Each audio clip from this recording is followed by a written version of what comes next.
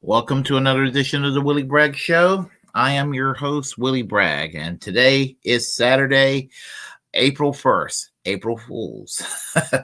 And I wish it was an April Fool's joke, what I have to talk about, what's happened to Jeremy Corbyn, but unfortunately, it's not an April Fool's joke at all.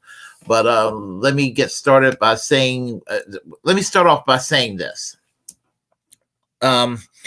Today, Saturday, is the Willy Bragg Show, what we call the Saturday Night Feature, which basically is the Willy Bragg Show in partnership with Cabro's News Group, KRTD Media, whereby KRTD Media and the Willy Bragg Show works together to promote social media together in harmony, whereby my platform is on their platform and vice versa.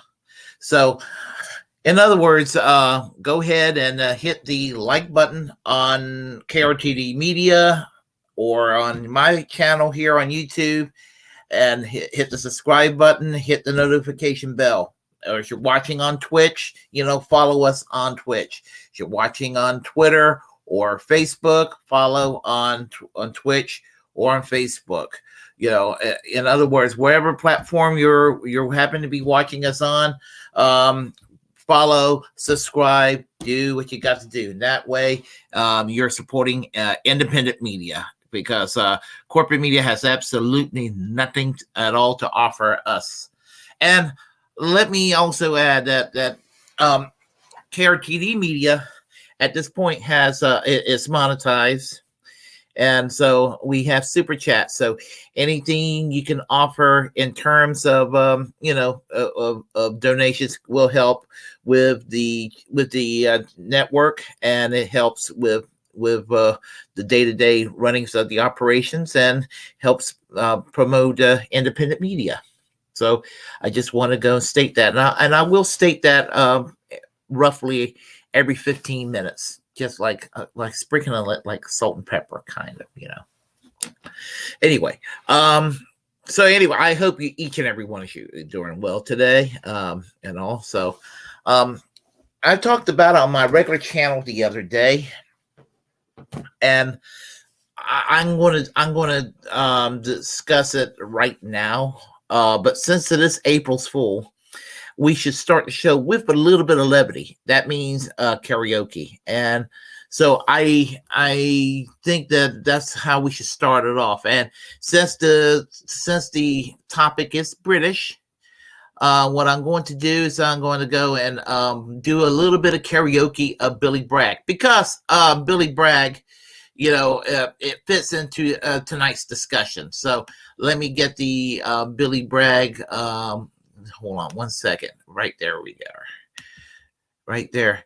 And we'll get started with a little bit of we'll get started with just a little bit of Willy Bragg as far as the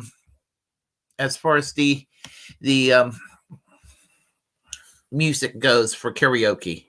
So watch out. I'm about to do some karaoke for you all just to entertain y'all, and then we'll get to the subject at hand. Here we go.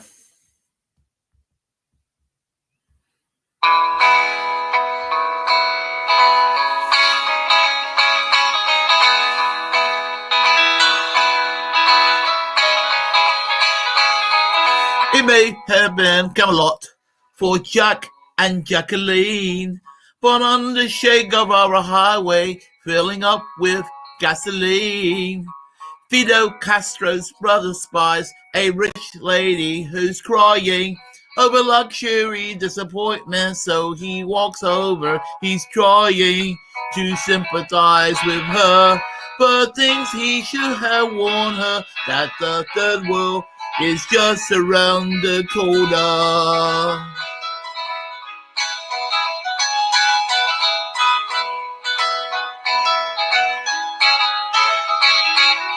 In the Soviet Union, a scientist is blinded by the resumptions of nuclear testing, and he is reminded that Dr. Robert Oppenheimer's optimism fell at the first hurdle.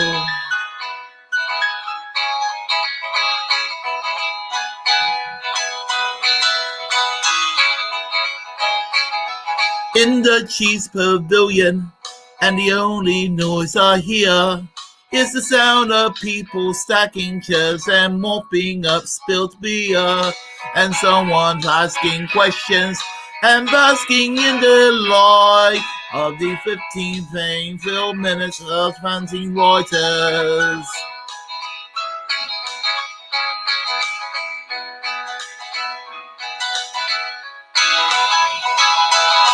Mixing pop and politics, he asked me what the use is. I'll offer him embarrassment and my usual excuses, while looking down the corridor out where the van is waiting. I am looking for the great leap forward.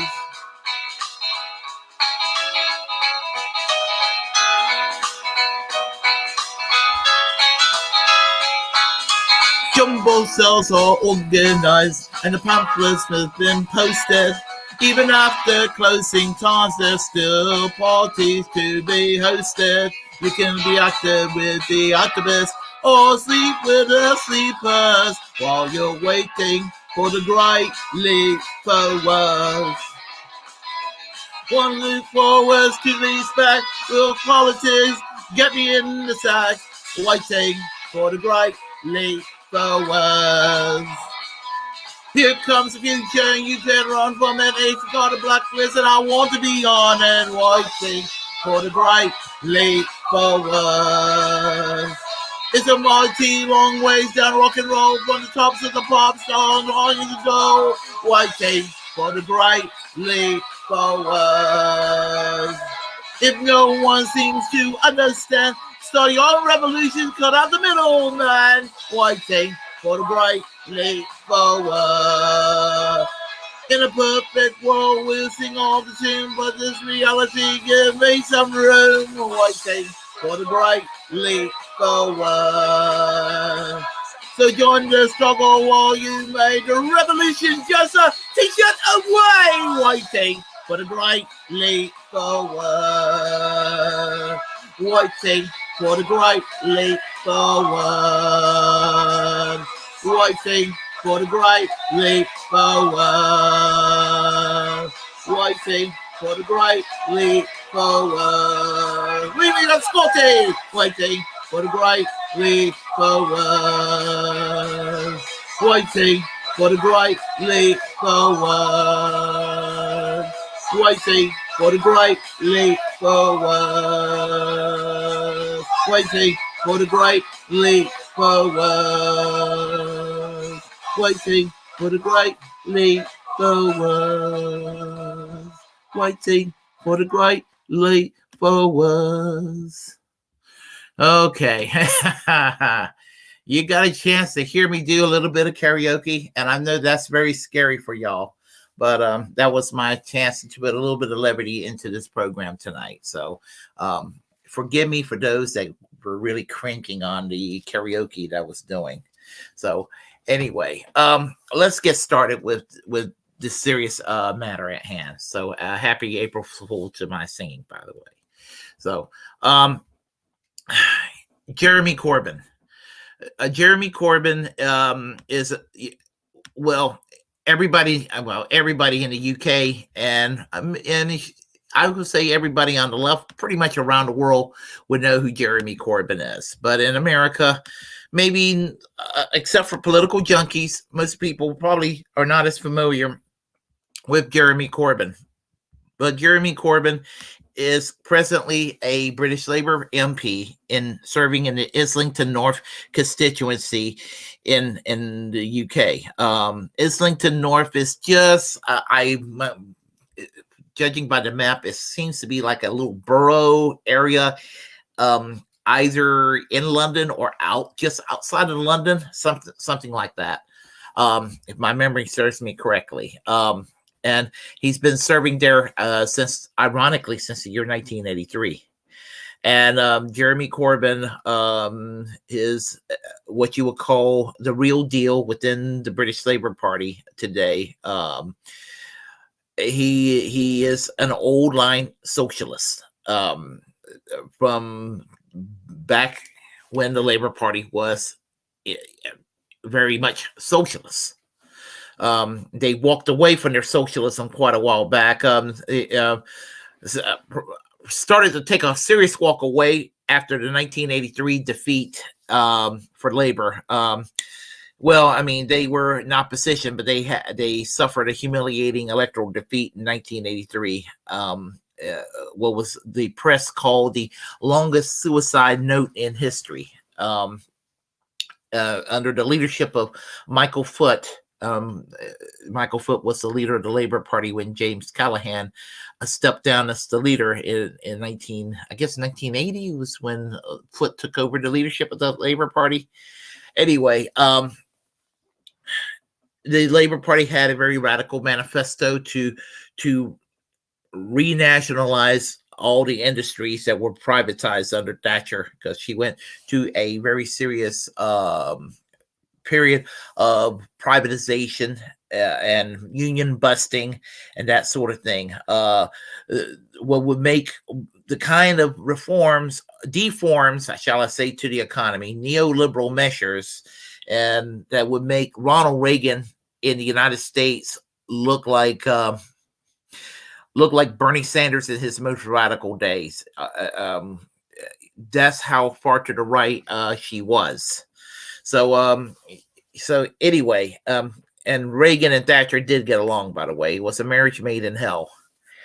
So to make a long story short, Jeremy Corbyn was pretty much just like Tony Benn and, other MPs of that nature, most notably with a caucus in Parliament called the Socialist Campaign Group. These radicals were pretty much, which were pretty much called for socialism to return to the Labour Party, and they still exist, and that's what they're trying to do.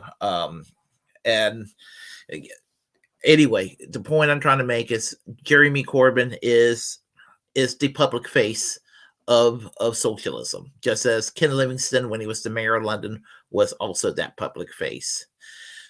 So, or even George Galloway, who has the show Mother of All Talk Shows. He was kicked out of the Labour Party in 2003 for his opposition to the Iraq War, for example.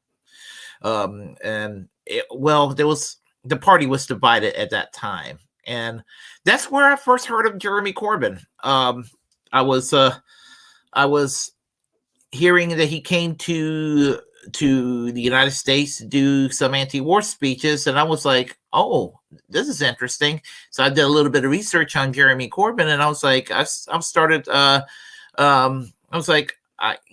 like this guy. He's all right. He's okay. So anyway, Jeremy Corbyn was one of those troublemakers within the Labour Party, and so the more I started to hear about the man, the more I like hearing about him. But there's been some horrible smears against him, and so here it stands to reason that when you try to make a positive difference, people are going to smear you, and they're going to smear you with really false allegations. I mean, for example, now. To tell you the truth, when you compare my politics, my socialist politics, to Jeremy Corbyn's politics, is he to my left? I will basically not lie to you and tell you he's to my left. But my politics, in terms of British politics, is a heck of a lot closer to Jeremy Corbyn's than what passed forward Labour these days with Keir Starmer now, or Miliband a couple of years ago. Was it David Miliband or Ed Miliband? It was the Miliband brothers. I forgot which one was the leader at the time. Or someone like Gordon Brown or Tony Blair or that type. My politics is still, I'm still more aligned with someone like Jeremy Corbyn. Jeremy Corbyn, if for those of you in the United States who still thinks that Bernie Sanders and AOC are some kind of principled radicals, I'm going to entertain you for 5 seconds and say, okay, they're principled radicals. Even at their best, if you put AOC or Bernie Sanders in the UK and you put them in a constituency in Parliament, they would be fairly middle of the road, down the line Labour MPs compared to Jeremy Corbyn. Jeremy Corbyn is the real deal, as I said. And he's been smeared and he's been called horrible, horrific names. Like, I mean, he's been smeared as an anti-Semite. He's not. Criticizing the treatment of Palestinians by the Israeli government is not anti-Semitic. I have to go and stress that over and over and over again. When you take up for the Palestinian people, it does not mean you are anti-Semitic. It means that you do not like a government mistreating a group of people. Now, if you want to go, I have used this analogy before. If it's anti-Semitic to criticize Israel for mistreating Palestinians, would it be anti-Muslim to criticize Saudi Arabia for the mistreatment of their fellow Muslims in Yemen? Think about that for a minute. I want you to think about that for a second, because it's not a controversial position, no matter what side of the fence you're on, to criticize the problems of Saudi Arabia. It's not a controversial position. We can all agree that their system of government is horrible. The Sharia system is horrible. All of that. However, we can criticize them, and it's not a controversial position. But if we apply that same standard to Israel, all of a sudden you're supposedly anti-Semitic. That's not true. That is not true. And most people from the American Jewish community are either indifferent or in solidarity with the Palestinian people. And even those in Israel, even those in the Jewish community that supports Israel, supports the Palestinian cause too. So there is that. The only people who don't care about the Palestinian lives because they quote unquote love Israel so much are not even Jewish Americans. There are Christian Zionists who are the problems. The secular neocons and the Christian Zionists. And that's who I hear the allegations from the most here in the United States. Oh, the allegations obviously in the UK. And it makes me angry when they do this to Jeremy Corbyn. Jeremy Corbyn is not an anti-Semite. There's not an anti-Semitic bone in it. I don't know the man personally, but there's not an anti-Semitic bone in his body. I can tell you that. I can tell you that if you're on the left, anti-Semitism is considered primitive. It's considered archaic, right-wing. It's just considered something that's just antiquated, old-fashioned, anti-enlightenment. It's right up there with racism. It's right up there with homophobia. It's right up there with all the other toxic bigotry that exists out there. And how dare anybody do this to Jeremy Corbyn? And he's got to hang this allegation over the neck like an albatross. He is not an anti-Semite, folks. I want this to be understood. Jeremy Corbyn is not an anti-Semite. Jeremy Corbyn supports Palestinian rights and justice for the Palestinian people. And you can support Palestinians, and you can do this without quote unquote resentments against Jewish people. You can do this. And so how dare anybody, and consider the people who the Americans are the ones I hear it from the most, the Glenn Becks of the world, the Mark Levins of the world, the Ben Shapiros of the world, the people who are associated mostly with the neoconservative Bush Cheney era folks are the ones that throws the allegations around the most at this man when they talk about British politics. And those are the very same people are the people I despise politically because they're cancer. And they are the ones saying these things about Jeremy Corbyn. I definitely know that Jeremy Corbyn is a decent man, just by their utterance against them.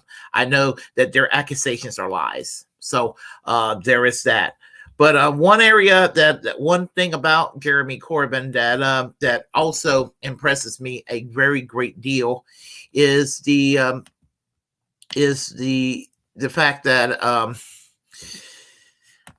unlike Bernie Sanders here in the United States when he was running in 2019, 2020, Jeremy Corbyn supported Julian Assange. Now, don't get me wrong. I think that Bernie Sanders probably has sympathies for Julian Assange. I would not be surprised if in his heart of hearts he did. Strangely enough, I kind of think Donald Trump did too. But did Donald Trump pardon him while he had the chance and had the power to do so? No, he did not. And that's the problem right there. Joe Biden could look very good in my eyes right now if he goes and signs the executive order to pardon Julian Assange, to take him out of Belmarsh prison in England and allow Julian Assange to be a free man. Did he do that? Absolutely not. The highest elected American politician I can think of right now that cares for Julian Assange when she was running for president was Tulsi Gabbard in the Democratic primaries 3 years ago. She was the only one that talked on his behalf, which was one of the reasons why I did like her at the time, wanted her to be Bernie Sanders' running mate. Hopefully, if a Bernie Sanders presidency would have taken place, that she would have been able to influence him to go and pardon Julian Assange. So anyway, and I found out some positive things about Corbyn when he was interviewed, that he talked about something that even a lot of people on the well, I'm not going to say a lot, a large section of the American left, but not exclusively the American left, seem to have walked away from free speech and all of that. Well, except for what I call the real left in the United States, and which I believe I'm affiliated with, where we believe in free speech absolutism. Well, Jeremy Corbyn sort of is that. I used the term dirtbag leftist a lot. And I sort of think that Jeremy Corbyn might be a British version of a dirtbag leftist. And I say that as a compliment, by the way. He was interviewed about Assange, and he's spoken eloquently in favor of freedom of the press and freedom of speech. And you compare that to someone like AOC or someone like that in the United States within the context of our elected officials, or someone like in the press, someone like Rachel Maddow or someone like that. They're going to sit there and talk about Assange favorably? Are they going to sit there and talk about freedom of the press and freedom of speech favorably like that? Absolutely not. Absolutely not. So that's where we're at, people. That is where we're at right now. So I am going to take a pause for a second and let you know that we have super chats available. And if you like, if you can, just go and contribute what you can to KRTD Media, Cabarrus News Group. They would appreciate what you can give them and all. So let me go ahead and we'll continue right now. So let's go back to a little bit of history. I mentioned the name Michael Foot earlier. Michael Foot was the former leader of the Labour Party, served from roughly 1980 to 83. A lot of people call him like the butt of the joke, and for those who knew of him when he was alive. He kind of looked like Bernie Sanders at the age of 100. I know, but this man, as I said, he campaigned on basically returning the Labour Party to back where they were when Clement Attlee, the man that brought socialism to the UK after World War II, his Labour government that brought socialism to the UK, introduced the idea of nationalizing various large industries after World War II. Well, Michael Foot did the same thing. He advocated renationalization of the many industries that were privatized under Margaret Thatcher. Withdrawal of Great Britain from NATO, things of that nature to make Great Britain non-aligned. There is a book that came out in 1981 called A Very British Coup, written by Labour MP Chris Mullins, and he basically put out the scenario of what a Michael Foot government was going to look like. But he didn't use the name Michael Foot. He used a younger fictional character by the name of Harry Perkins that defeated Margaret Thatcher in the fictional year of 1989, whereby a radical socialist government was elected to do the things that Michael Foot or someone like a Jeremy Corbyn had planned to do for the British people. And that MI5 and the CIA, big business within the UK, the right wing within the UK, the right wing within the United States, all of these forces were to, and even some turncoats within the Labour Party in the UK, all collaborated to try to bring down the Harry Perkins government in this novel. There is a 3-part miniseries. You can look it up for free on YouTube. It's called A Very British Coup, and you can see it in its full form, all 3 parts of this series.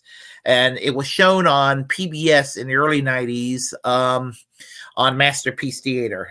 You could have 30 years ago. You could have go watch it on PBS on Masterpiece Theater and watch that. It would offend a lot of patriots here in the United States. Going to be like, oh, this is anti-American propaganda. Here's the thing. What's perceived as anti-American propaganda sometimes it's the truth. Doesn't mean you hate the country, but sometimes, hey, you know what? The United States do some pretty bad things occasionally. So, well, boy, that's an understatement right there when I said occasionally. But anyway, Michael Foot was defeated in 1983. It was a massive landslide for Margaret Thatcher. She increased her seats, and it was not because the socialism was unpopular for in 1983. What happened was there was a split in the Labour Party in the early 80s. There was a right-leaning split within the Labour Party, and so a group of Labour MPs founded what was called the Social Democratic Party. And then they reached out to the Liberal Party and formed what was called the Alliance. And that bloc were campaigning against both the Labour Party, led by Michael Foot, and by Margaret Thatcher, the Tories. Also, the country was feeling really patriotic after the defeat of Argentina from the Falkland Islands War, where Argentina came in to take over or attempt to take over the Falkland Islands a year earlier in 1982. And it was such a decisive victory, such an easy victory for the British that they felt really patriotic and proud. So there was a sense of British pride, since, with this whole empire thing, they had this, they had kind of a chip on their shoulder about that. A lot of British people do. So they felt like their British pride came back. They felt like, oh, well, the empire may return. And they saw Margaret Thatcher as this, this beacon of hope for the return of the British Empire. So there was a little bit of that going on. Also, in addition, what happened also was North Sea oil was discovered, which actually kind of helped the economy too. And look, I don't care who's in charge. Anybody, whoever's in charge, you want a good economy. What I'm trying to say is the severe austerity measures that existed under Thatcher were never necessary. They were never necessary. They didn't need to go and privatize these state-owned companies. They never needed to bust the unions. They never needed the social democracy that existed prior to Thatcher coming in was fine as it was. They didn't need to do any of these things. Well, Labor lost so massively that they were almost a third party by the time Thatcher was through with them. And so, just like the Americans, they were scared with Walter Mondale being defeated in 1984 with the landslide against I'm getting to Jeremy Corbyn in this moment here. Against him, against Walter Mondale, they founded the Democratic Leadership Council to try to basically Reaganize the Democratic Party, which they essentially did. Likewise, in the UK, they were doing the same thing. It's slower, on a slower pace.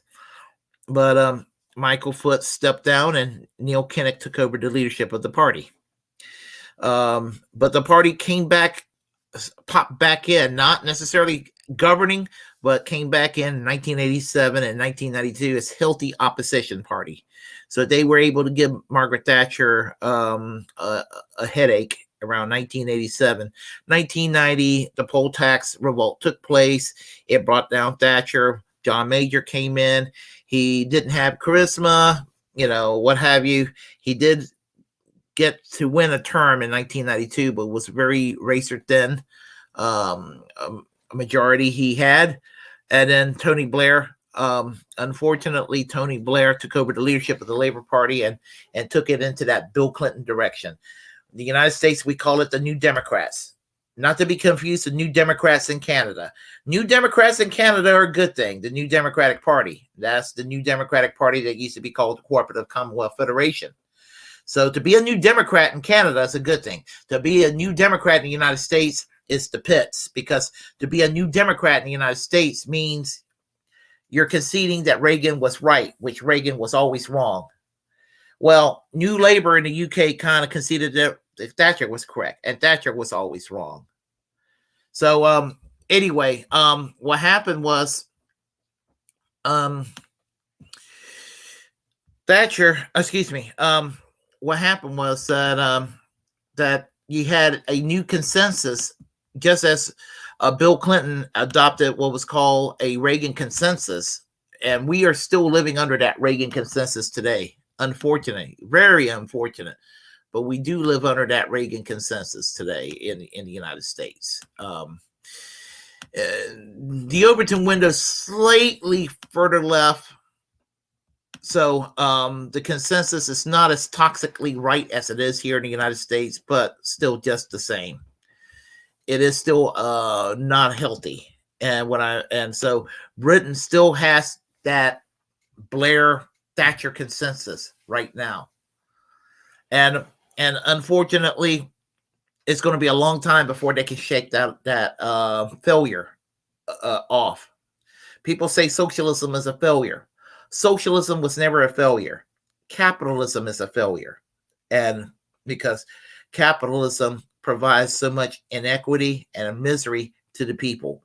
You can't tell me that capitalism doesn't provide misery. People become socialists because of the misery caused by capitalism. They don't do this out of boredom. Let me pause real quick and say that we have super chats, and I'm going to try to do this roughly every 15 minutes. And that's all I'm going to say right now until the next 15 minutes. So we never needed Thatcherism for the people in the UK. And I just wanted to say that. Well, in 2017, there was an election. Theresa May was appointed as the prime minister, the party leader after, what's his name? David Cameron stepped down, and then Theresa May took over. And then there was an election, and the 2017 election, and it gave quite a bit of a scare to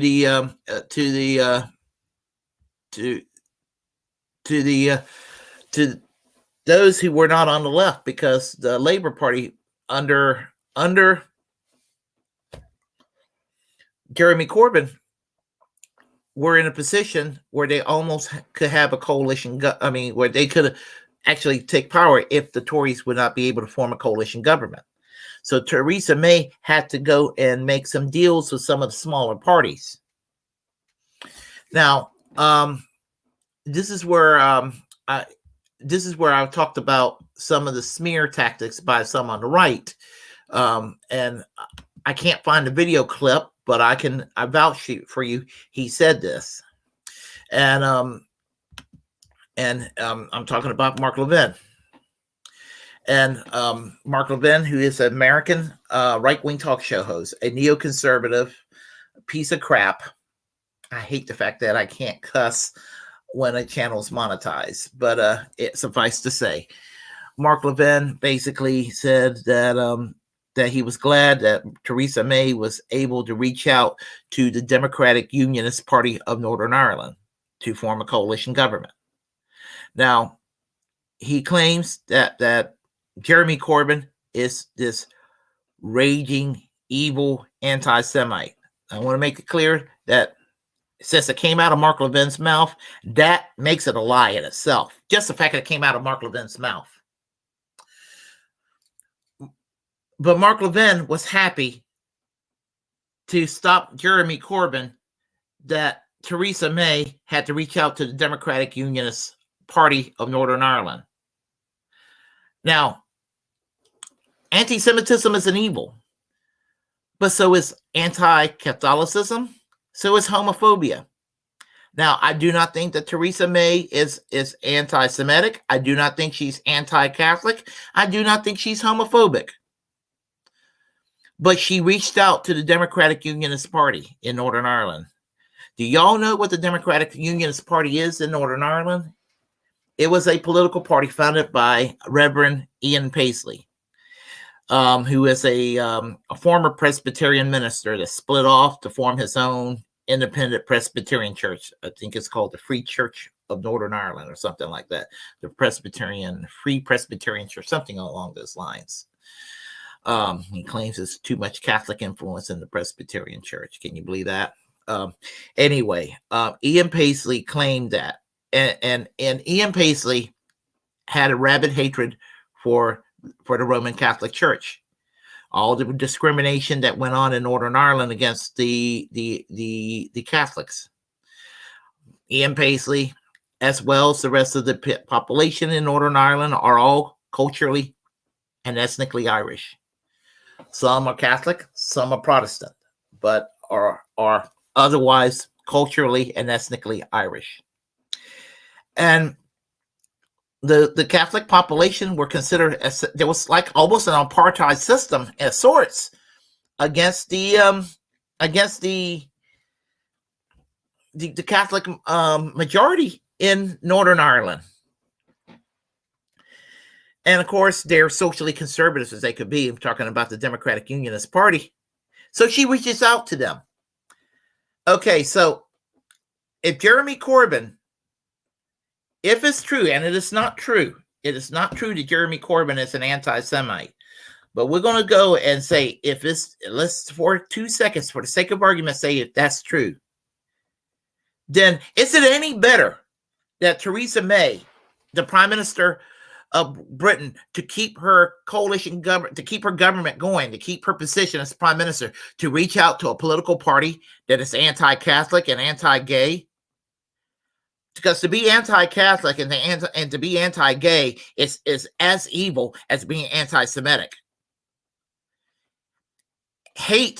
To hate another group of people, whether it's based on skin color, ethnicity, religion, or sexual orientation. Hate is equally evil, no matter who you're directing that hate toward. So she reached out to a hate group. Now, here's the thing. Jeremy Corbyn is not an anti-Semite. He defends the Palestinians. Defending Palestinians does not mean you hate Jewish people.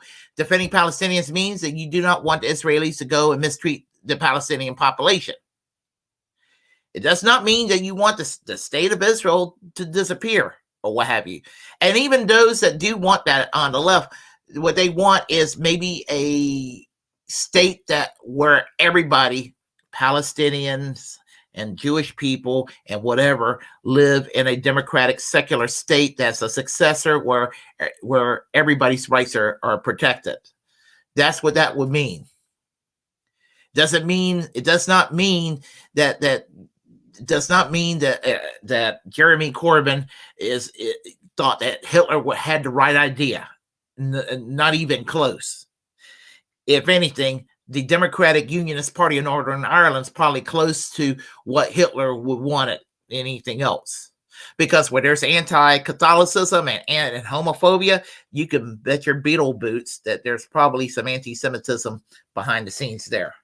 So what the heck was she doing? Why wasn't Mark Le Pen not concerned about the anti-Catholicism and the anti-gay sentiment of the Democratic Unionist Party in Northern Ireland? And I'll tell you why. Because Mark Le Pen he's a smear merchant. That is his brand. He smears his political opponents, whether they're in the United States or wherever they are around the world. And he makes these declarative statements about people that are not true to make you think it's true. He said that about Barack Obama. He actually accused Barack Obama of being anti-Semitic. He accused Bernie Sanders of being anti-Semitic. He's got that as a chip on his shoulder. And he's the type of person on the right who claims he's against identity politics. Hypocrite. And the name of his show, Life, Liberty, Le Pen, as you can see in the background, that's a lie. He's not for life. He's for the death penalty. That's not being for life. He supported torture. In fact, his tiny little penis probably the size of got to be the size of a pinky when people were torturing down, and he thought about people being tortured down in Guantanamo Bay. And probably the hardest his little wee ever became. He's not for liberty because he supports capital punishment. He is anti-free speech, although he pretends to be for free speech. He's not. He's an authoritarian social conservative, and he pretty much claims he's for the Constitution, but when it comes right down to it, he'll tell you what he does not like about the Constitution when it comes right down to it. So this partisan hack never met a war that he didn't like. He is just absolutely one of the worst human beings around. I mean, I absolutely despise this man. He is essentially the pits. So anyway, and that's what I have to say about Mr. Le Pen. So let's talk about the current leader of the Labour Party after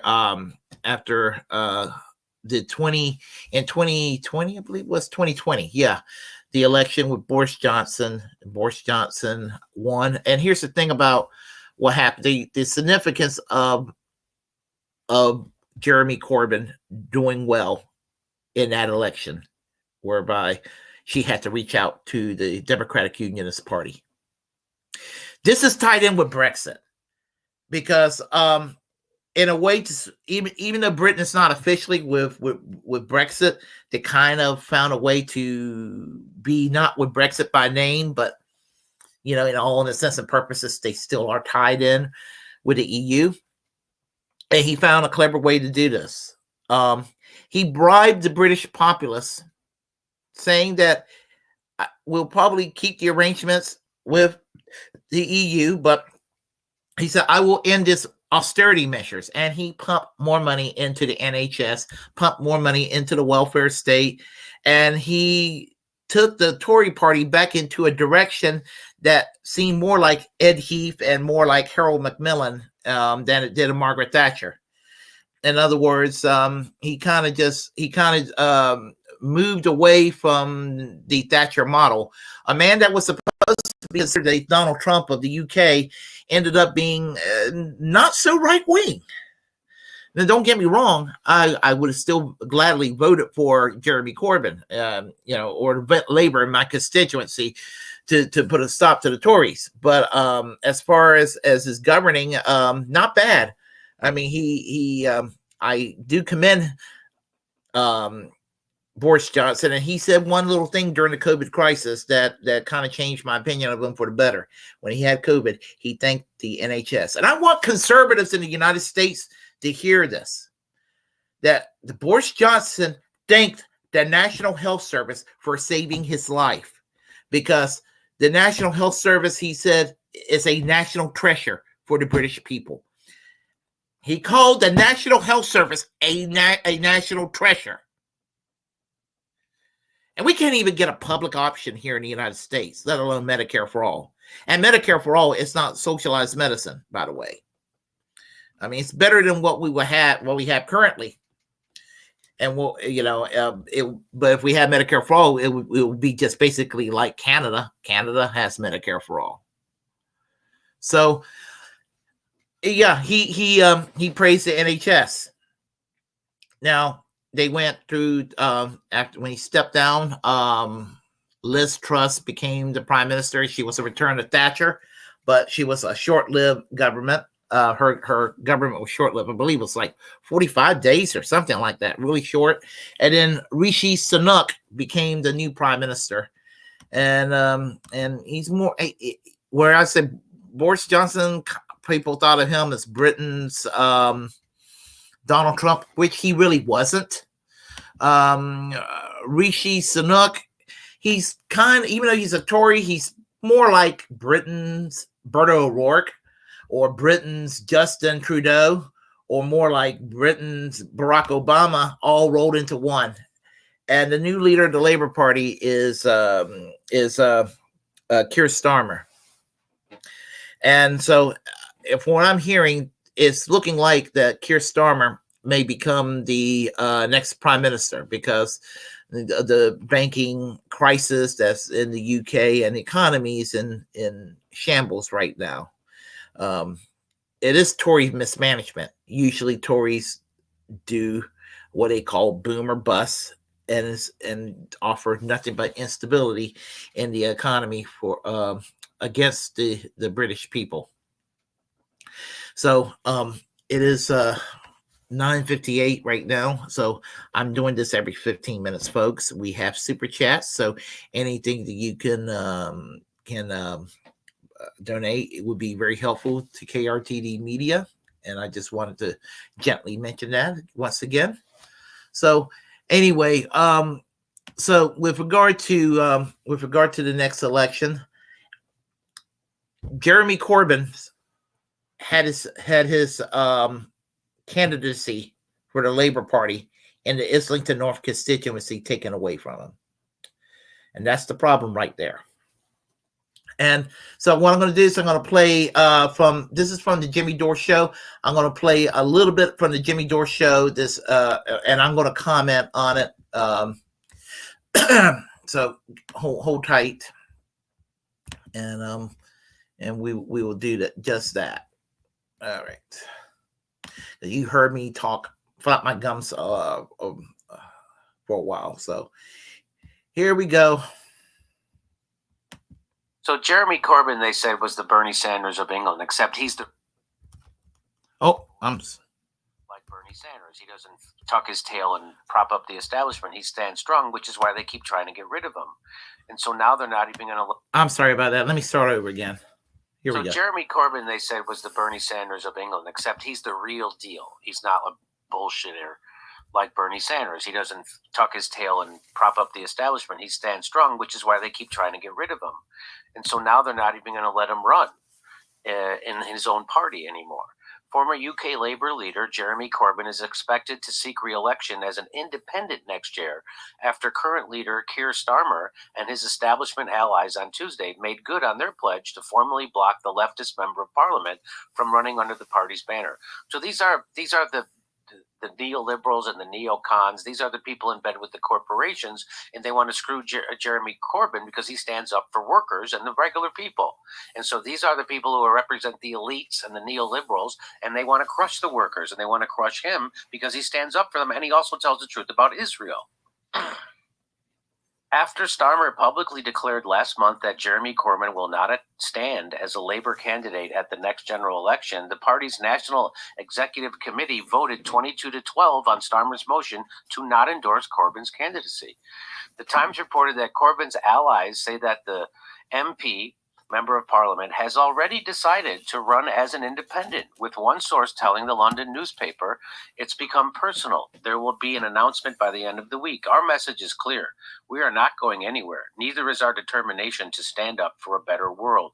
Noting that Islington North voters have elected him, meaning Corbyn, as Labour MP 10 consecutive times since 1983, Corbyn said that I am proud to represent a community that supports vulnerable people, joins workers on the picket lines, and fights for transformative change. Also calling out the ruling Conservative Party, Corbyn continued, the latest move represents a leadership increasingly unwilling to offer solutions that meet the scale of the crisis facing us all. As the government plunges millions into poverty and demonizes refugees, Keir Starmer has focused his opposition on those demanding a more progressive and humane alternative. I joined the Labour Party when I was 16 years old because, like millions of others, I believed in a redistribution of wealth and power. Our message is clear. We are not going anywhere. Neither is our determination to stand up for a better world.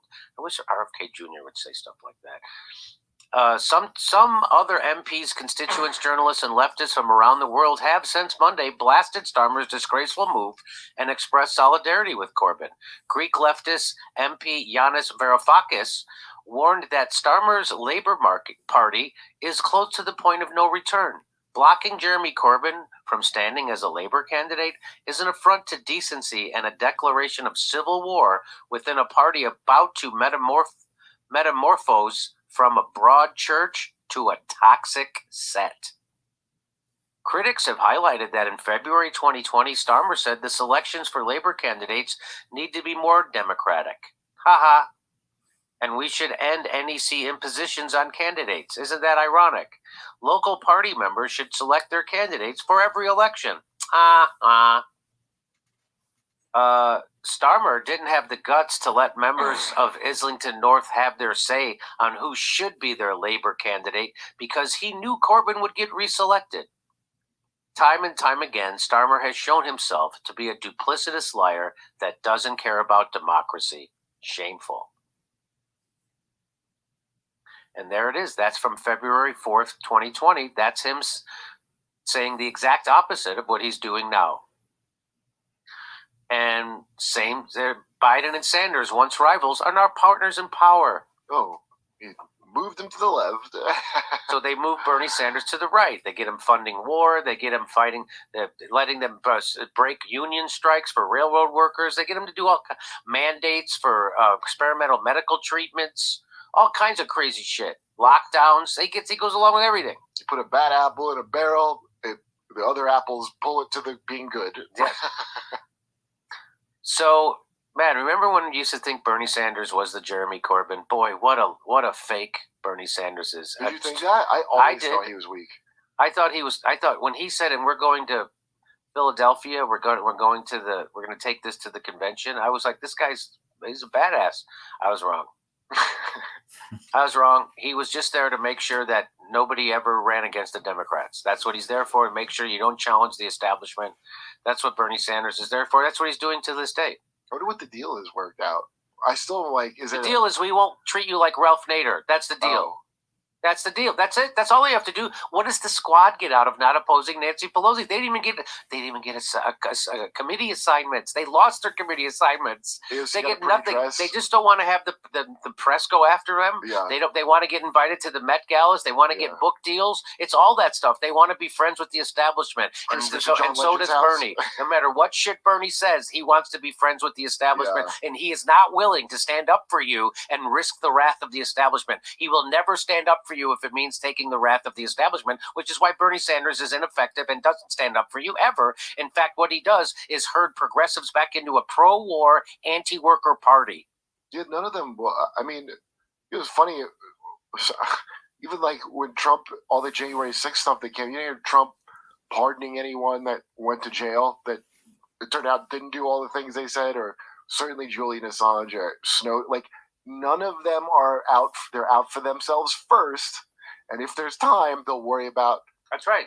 Being what you want. That's right. Where's Bernie Sanders? What does he say about Assange? Well, What, is he screaming for him? Is he screaming for Edward Snowden? Is he telling the truth about Ukraine? Is he telling the truth about Russiagate? No, he goes along with all that stuff. Go to jimmydore.com to see my. Okay. A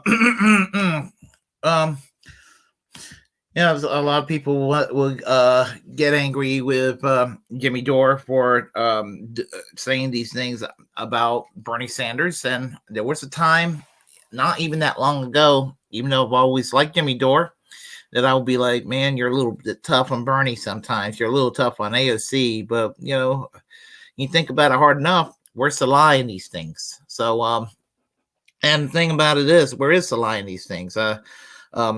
Again, I think that these politicians are bribed, and they're also I think I'm not going to say threatened, but I'm going to say they're kind of shown the way. They're kind of given, let's say, a friendly warning about the consequences of things that they don't play ball.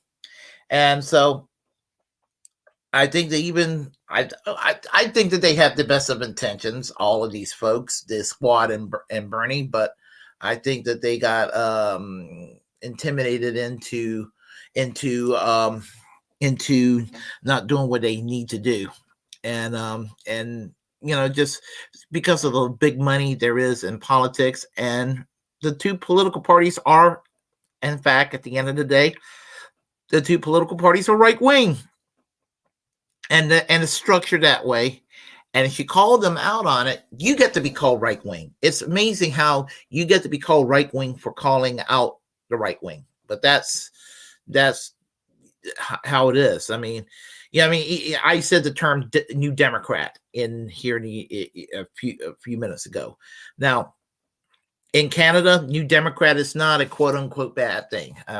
Most of the time, the New Democratic Party is basically to the left of the British Labour Party in the UK. Is a small party, and so here in Canada, I would say that I've often said with regard to Jimmy Dore that if you take the entire online left, the boutique left, and the dirtbag left people, whether it's the TYT, Sam Cedar, David Packman left, the Kyle Kalinske crystal ball left, the Jimmy Dore gray zone left, while they all bicker at each other here in the United States, if they all lived in Canada, they will all be in the same party, the New Democratic Party, bickering inside the NDP.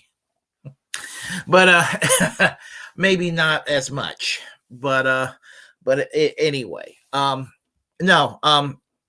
as he was saying, with regard to Jeremy Corbyn, that the man's going to be running as an independent, and I personally think that Jeremy Corbyn will win as an independent. I think he's going to win as an independent, because George Galloway won as an independent a decade ago, and so actually, good Lord, not a decade ago, more like close to 20 years ago. It's been that long. Wow. And so I think that's what's going to happen. And beautiful thing about British politics, unlike the United States, with the that has a lot of drawbacks in our electoral system, you can actually run third parties and independent campaigns and not be considered a spoiler as much. Same in Canada and in most countries, but here in the United States, the two-party system keeps everything right-wing and corporatized and keeps the culture war going strong as ever. Not saying you don't have these problems elsewhere. You do. But the problems are not as profound. And I would love to see if there's a change. There's something I would love to see in the United States. I would love to see an end to the Electoral College. I really would. I just think it's, to me, abhorrent that I'm not picking on people in Iowa or Wyoming or Nebraska, but I just think it's horrible that they're more powerful than someone than New York or California or what have you, and I just think that the country, I'm a Southerner. The political culture of the South dominates the United States too. And because of that, well, we can't have nice things. We have weak unions. We have a non-existent union movement, labor movement in this country. No universal health care, no guarantee paid time unless the companies decide we can give you that. No free college. Although there was a time some states did provide free college or extremely low college tuition, but eventually they got rid of that. My mother was telling me when she was growing up in Puerto Rico, they had free college at their university systems, and they did have free medical care at one time in Puerto Rico, but they got rid of it. So, and that was when the U.S. was a U.S. territory. Strangely enough, it's hard to believe that they actually Puerto Rico was almost a social democracy at one point. But they got rid of it. They got rid of their universal health care system, and they got rid of their free college. Isn't that terrible? I think it is. But getting back to Jeremy Corbyn, I think a great injustice has been done to him. But I think he is going to win because he's been serving in that seat since 1983. People know who he is, and they're going to vote for him. Their rights were taken away from him when the party leaders decided, hey, we don't want him to be the Labor candidate in this election. And that is just unacceptable. That's unacceptable. What I'm going to also do, just give me a moment here. I found a meme that I'm going to share with you. And it pretty much describes, a lot about my politics right now. So, in terms of what I believe in and what I'd like to see here, but unfortunately, Margaret Thatcher tore it away, or tried doing what she could to tear it a lot away. So the man on the left is Clement Attlee. Clement Attlee was the man that brought socialism to Great Britain. His Labor government basically created full employment, improved wages and labor rights, and unions started to grow under his government. Rebuild the national infrastructures after World War II, build social housing, introduce a quote unquote golden age of capitalism. I don't like that quote, but I know what they mean by this. They meant that there was a prosperity that took place roughly in the 50s and 60s. Prime Minister Harold Macmillan, who was a conservative, actually gave a left hand praise to Clement Attlee, saying to the British people, "You never had it so good," meaning that he was going to keep the welfare state and the NHS and things of that nature. They established the NHS, and they massively reduced social inequality. And so the ironic thing is that when he died in 1965, I believe it was, or 67, I forgot which year he died, there was no publicly funded state funeral. Now, Margaret Thatcher, who served as the prime minister from 1979 to 1990, she created a lot of mass unemployment. She eroded wages and union rights. She neglected the infrastructure. She sold off affordable social housing. Ran budget deficits, introduced neoliberal and economics that they are under today, deliberately underfunded the NHS, and massively increased social inequality. Publicly funded state funeral she had when she died in 2013. So that is the contrast between these two.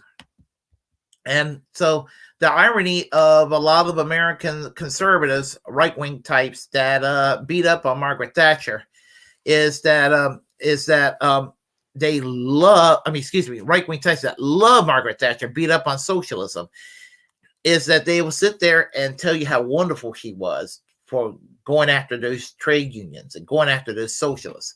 But at the same time, they couldn't even tell you the prime minister, the government that brought about socialism to Great Britain, or how it came there. They couldn't even begin to tell you because they don't know, because a lot of them are ignorant. They go by what their emotions say. Ooh, socialized medicine, it's icky. Ooh, because my emotions say so. These are the people who say they don't go by emotions. Their emotion says that. But yes, the average person in the UK, regardless of their politics, they'll tell you, please don't, Americans, we don't want the American system here. Americans, y'all crazy for having your system, your market-based system of healthcare. And they be correct. They'd be correct. So I want to mention that we have super chats here. We are monetized, so I do have to say that we do have super chat. So it's just a gentle reminder for KRTD Media, for the Cabarrus News Group, to if you can to give to them. So what else is I will say about this whole thing? I wish for Labour to win in the next general election. Obviously, I would never vote Tory if I lived in the UK. I wouldn't.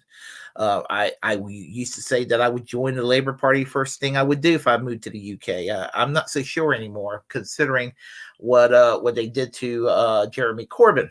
But depending on who my MP is, because one positive difference between the Labour Party in the UK and the Democratic Party here in the United States is that the Labour Party still collectively is to the left of the Democrats here in the United States, which is not a hard thing to be. I would say in some ways the Tories are to the left of the Democrats here, because there are some Tories that do the right thing and vote against austerity. And there are Tories that do passionately believe in the NHS as much as a socialist or a social democrat, at least on that issue. Even if they're terrible on all the other issues, they're going to be okay on healthcare. Because once you live under that system and you have a taste of social democracy, you're not going to want to get rid of it. I'll give you an example. Here in the United States, the average Republican don't want to get rid of their Social Security. All these boomers. I don't understand how the Democrats can't get more boomers and senior citizens to support them, and how these boomers, and I'm not saying boomers to be mean spirited. I'm just trying to make a statement. How a lot of them could vote Republican, because honestly, these Republicans out there are they're honest. They're actively want to take away your Social Security. They pretty much tell you that they want to take away your Social Security. Rich McConnell. Look forward today, or there's no such thing as Social Security. He wants free stuff. All the people to get free stuff are corporations, not people. How dare you give people free stuff? That's my impression of Mitch McConnell, by the way. But suffice to say, I don't understand it. And you look in Florida, they voted for. They voted for Trump in the 2020 election, but at the same time, they voted on a statewide referendum, and some of them who voted for Trump voted for a $15 hour minimum wage. There is a lot of issues, a lot of bread and butter issues that you can get a bunch of these MAGA people over on the Democratic Party side. If you're going to go and invest in the Democratic Party, there are ways Democrats can be successful. They chose not to go and do a successful path to winning elections. And the only way that the Democrats can win elections and keep the Republicans out of business is to be like Labour used to be in the UK. Not Labour today in the UK, but Labour in years past. And that is to focus on class warfare, class issues, bread and butter.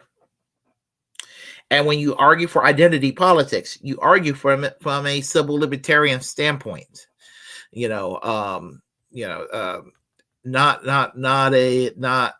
a position where you're being basically telling people that you don't believe in A, B, C, and D, you're an evil racist and you're toxic. Don't want anything to do with you. You're not going to win them over that way. So the way you win people over to your side is through bread and butter issues, kitchen table issues. You tell them that the insurance company's not on your side. You tell them the big pharma is not on your side. Big oil is not on your side. And you even told them that unlike David Pakman, now what David Pakman made his ridiculous statement a few days ago, and I'm getting a little off topic here, but it still kind of connects about the thoughts and prayers, and it sounded like it was dunking on religious people, and you don't win people over that way. Now I going to respectfully disagree with Due Dissidents and Colin Radex from INN about it being totally David Pakman's fault. Yeah, David Pakman's words were not the best choice of words, but it takes two to tango. And the right wing wanted to turn it into a culture war issue, and they did. And so and with the right wing, yeah, they did. They will with David Pakman, they would resort to coded anti-Semitic messages and things of that nature. They would. Now, as I said, he should have said, the right wing people who exploits, religion or what have you. He could have worded it better, and he didn't. And I'm calling him out on that, by the way. But he is not totally guilty. It takes two to tango. They did provide a perspective that he's not as innocent about it as I normally gave him credit to be a few days ago. But he at the same time, Candace Owens was looking for a fight. So was Donald Trump Jr. They're not good guys either. Of course, I'm not saying that. Not saying that Due Dissidents and Colin Radix Carter says that they're good guys, but as I say, it just takes two to tango. But my point, going back to what I'm trying to say, and this is something that Jeremy Corbyn brings about, is that in order to win, you got to go and stand for what you believe and stand for working people. And Jeremy Corbyn is that person.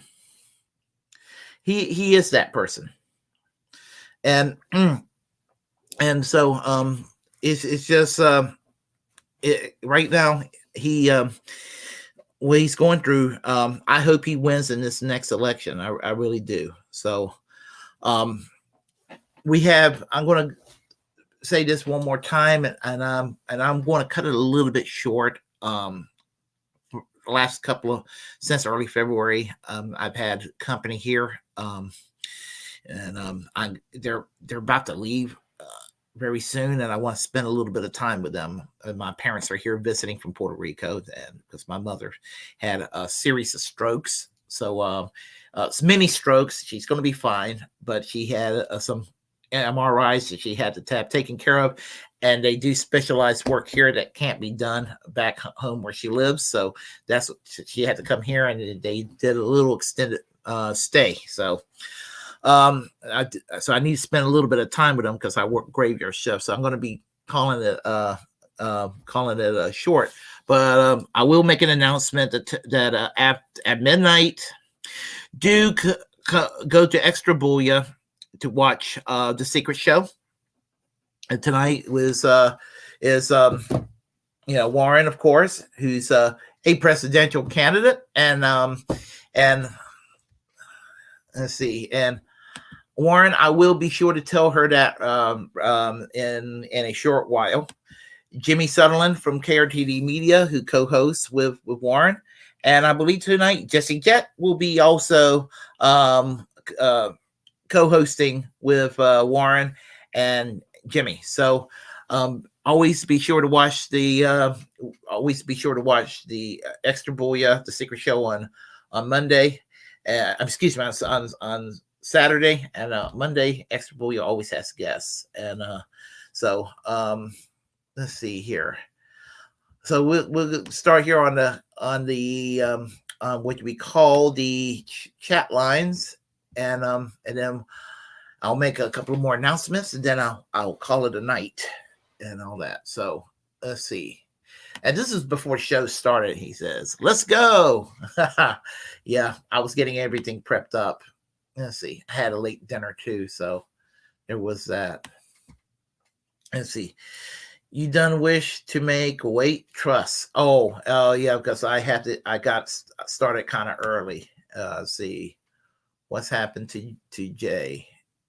Jay who? Let's see. Move along. Yep, I'm trying to. Let's see here. All right. Sounds and let's see. Let's see. All right. Let's see. So Ralph, previous to his Russia hashtag commenting on PBS a day, can preclude actual content with adverts. Let's see what we got here. Oh, let's see. All right. I'm looking through here these chat lines. Let's see. April Fool's, not April Fool's. Let's see. Oh yeah, April Fool's to everybody. Let's see. Geez. Yeah, that's because I did my little Willy Bragg karaoke here initially. Let's see here. Willy Bragg, nice. Yes. Yeah, that was my little Willy Bragg impression. So, all right. Let's see what we got here. All right. Let's see. I want to make sure everybody's taken care of. Every single person. Let's see. Just got here is Will drinking cool. The weekend is here. I'm actually pretty sober right now. Let's see. It's great. So they're actually murder premedically a USAF vets. Oh, hey. Let's see here. Overall, there's a C. I'm sorry. All right, let me go here. All right, see. Yeah, that line from that song I was playing earlier. Yeah, so anybody who came here kind of late, if you go in the very beginning, you could hear me sing "The Great Leap Forward" by Willy Bragg, my little karaoke. I know that's scary, isn't it? Let's see. I put the audio on both this and KRTD channel and the same time and time delay makes it sound cool. Thank you. We need critical thinking. Jeremy's fine. Yeah, I'm a big Jeremy Corbyn fan. So I hate what he has gone through. Let's see. Islington North. Let's see. Norman Keena. Let's see. You're from. Let's see. 1970, 20 years old, lived in Islington. Oh, you did when you were 20 years old? Is that what you're saying? Sorry. Parties had other German poodles. Let's see here. All right. Let me go through here. All right. Let's scroll through here. I want to make sure I get everybody here. All right, and I'm getting some of these pop-ups. I'm sorry, folks. All right, let's see. Socialist roots are... Oh, that's not true. Man, so West says socialist roots are anti-Semitic. That's why they claim he's anti-Semitic. Read an essay by Karl Marx, A Jewish Question. That is BS. Stop it. Let's see. Let's see here. You know, anybody who says that, they just want to slam on a movement there. Anti-Semitism is not all conservatives are anti-Semitic, but it's more prevalent in the right wing than it ever could have been on the left. Let's see here. I would disagree. Socialism came to the UK after World War II, but she did what she could to destroy it. Margaret Thatcher. Let's see. Let's see. Big Silver Orb, how are you doing today? I hope you're free from your Twitter time in prison. It kind of sucks to be in Twitter jail. Let's see. And it is the far right, and not not mainstream Israelis, but it's the far right that's the problem in Israel, not the mainstreamers. Let's see here. All right.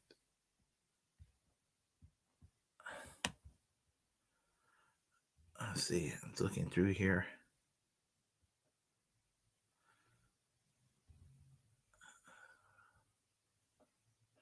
Let's see what Big Silver Orb says. It's more of a bug American politics that marginalizes the socialists. I'd rather be there than not. Let's see. Given the parliamentary system, he likely could win. I think he'll win. Let's see. Philip Capehart says, you're good at history about the Labor Party. Good to know your history. This history never knew. Very interesting to know. Thank you. I appreciate that. I try to keep up. Let's see. How you doing, Peace Dove? Let's see. Something about Bevan. Bevan boys, British men conscripted to work in coal mines between December 43 and March 48 to increase the rate of coal production, which had declined through the early years of World War II. Knight Bevan is actually a hero, one of the architects of the British welfare state. Let's see here. Desert Mantis said, there is only taxpayers' money. Thatcher, she was totally wrong about that. She's totally wrong about everything. Let's see. The Dems want to cut Social Security. Yes, they do. They're almost as bad. Biden is a longtime critic of Social Security and Medicare. Yeah, I'm not denying that. I didn't vote for Biden either. I voted Green Party. Let's see here. And as I said, Warren, I will tell my mom, you said, for you to get better very soon. Let's see. All right. Hold on a second here. Yes, Jesse Jet will be on Extra Booyah tonight. Secret show tonight, everyone. Let's see. All right, everyone. I will be I'll be signing off soon. So I wanted to let you know that thank you for showing up tonight on the Willy Bragg Show Saturday night feature, and just let you know that I enjoy doing this, and I thank KRTD Media for having me up here to help to have the privilege of being on their platform, and I want to let you all know to support their work and to support the work of independent media. So if you like what you heard, press like, because it helps with algorithms on my channel and on their channel. So so hit the like button, comment good, bad, or indifferent on my channel or in KRTD's media's channel. Share if you like. As a First Amendment absolutist, it's my duty to inform you to create your own platform and utilize it, because we are, in fact, the muckrakers of our time. And likewise, hit the subscribe and notification bell on my channel and that of the KRTD Media's channel. Follow us on YouTube, Twitch, Twitter, Facebook, and all other platforms where both our separate channels are located on. And remember to always reject corporate media, because corporate media absolutely has nothing at all to offer us. Not a damn thing. And to remember to always get different sources whenever you can. I got to sort throat a little bit. So get different sources whenever you can. And I hope to see you all again next week. And this is my part where I will say goodbye to you all. And let's hope to see Jeremy Corbyn win in spite of the cards that are stacked against him. Take care. Bye-bye.